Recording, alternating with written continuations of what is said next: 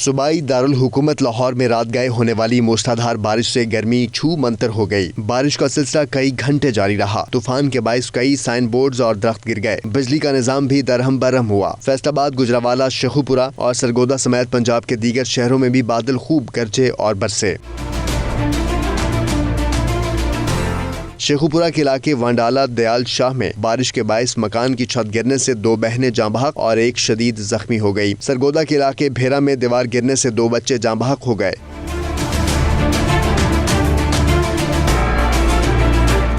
شانگلہ کے علاقے پیرخانہ کے پہاڑوں پر 20 سال بعد مئی میں ہونے والی برف باری نے سب کو حیران کر دیا۔ بارش کے بعد ملکہ کوہسار کا حسن مزید نکھر گیا۔ اسلام آباد، اٹک اور خیبر پختونخوا کے بیشتر علاقوں میں بھی جم کر بادل برسے۔ تیز آندھی کے باعث ہزاروں ایکڑ پر کھڑی فصلیں اور باغات کو نقصان پہنچا ہے۔ بلوچستان میں کئی روز سے جاری برسات کے بعد ندی نالوں میں طغیانی آ گئی۔ کئی علاقوں میں سیلابی صورتحال ہے۔ موسم کا حال بتانے والوں نے آج بھی مالاکنڈ، ہزارہ ڈویژن، گلگت بلتستان اور کشمیر میں چند مقامات پر گرج چمک کے ساتھ بارش کا امکان ظاہر کر دیا ہے، جبکہ ملک کے دیگر علاقوں میں آج موسم گرم اور خشک رہے گا۔